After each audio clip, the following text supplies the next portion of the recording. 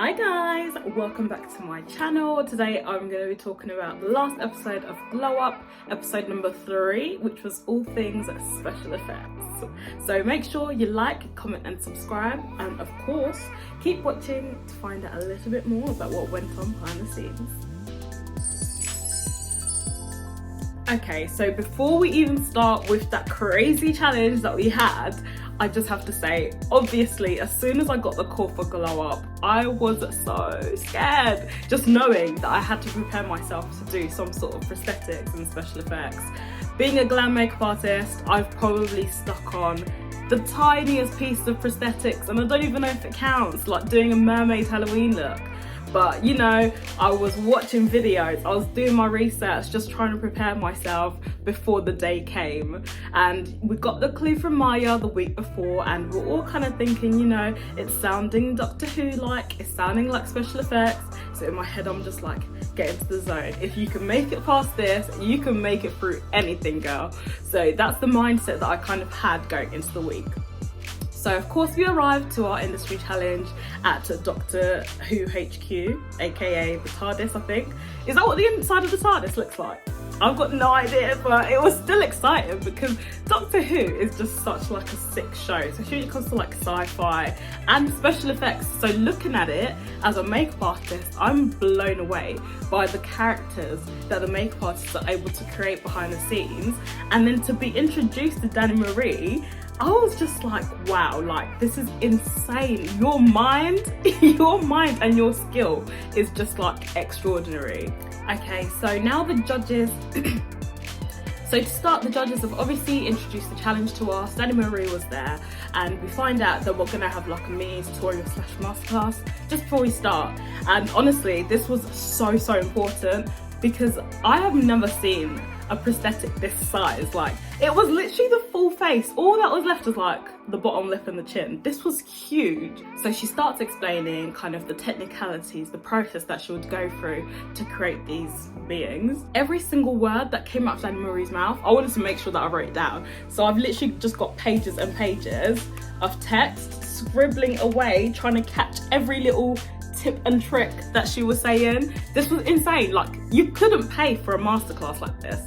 Although it was short, I learned so much within that lesson, and I was like, okay, as big as this challenge is, I'm ready to go into it because she's prepped us pretty well, and you know, as long as I follow the tutorial that she just gave us, I can do it.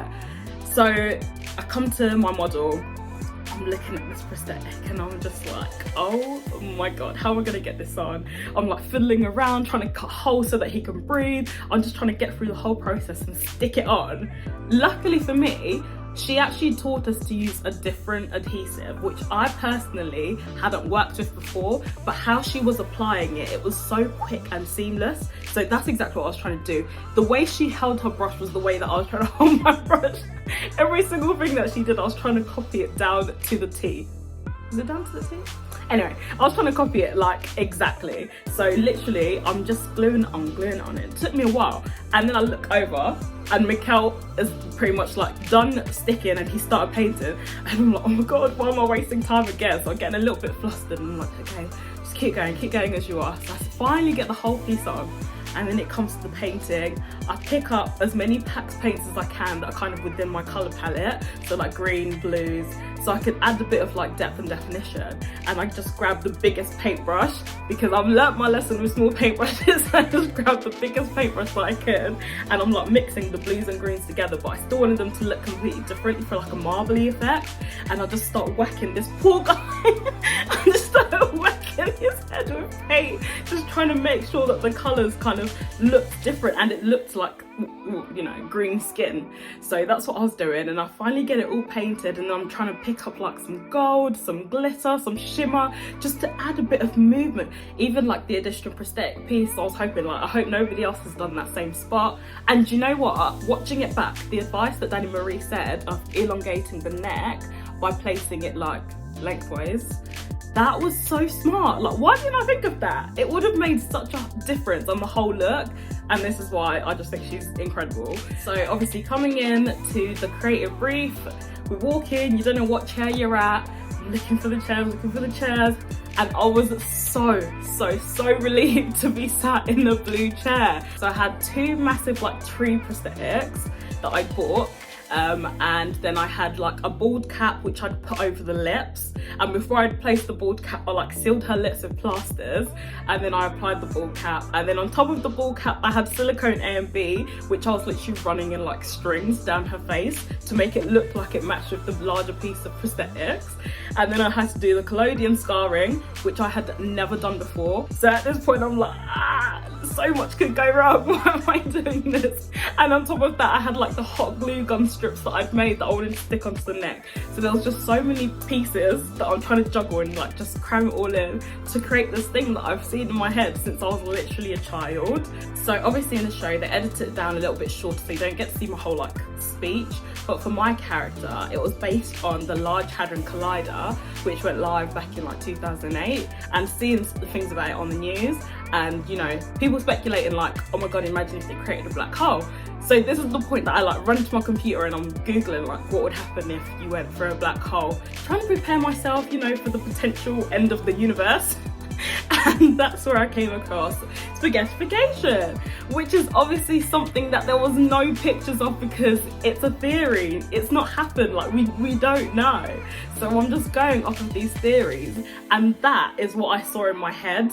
So for me to be able to create something that I'd envisioned literally over a decade ago and see it come to life in front of me, it was insane. I've never felt like that, and especially not being a special effects queen, you know, I didn't know this is the high that you get off of doing special effects makeup, because when you complete a look that is just so out of this world and so unlike something that you see normally, you literally feel like you're buzzing. Good morning. So we are just waiting to find out who is going home after episode 3, and I've got to say,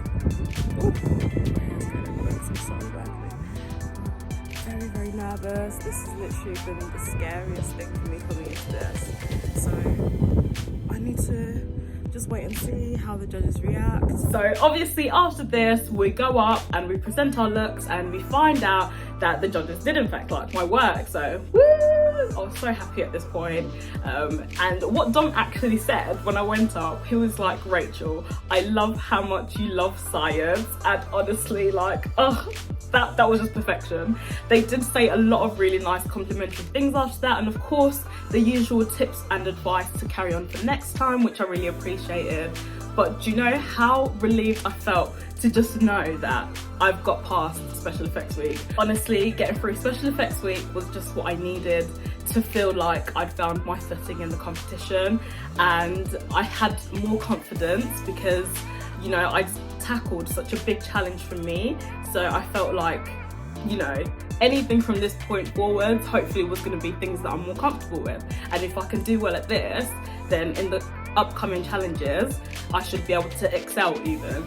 I felt like I grew so much in confidence and in skill in this week, and even now I would say that was definitely one of my favourite weeks in the competition, just learning wise, because the things that I learned and the way that my mind opened that week, I don't think it could have happened anywhere else.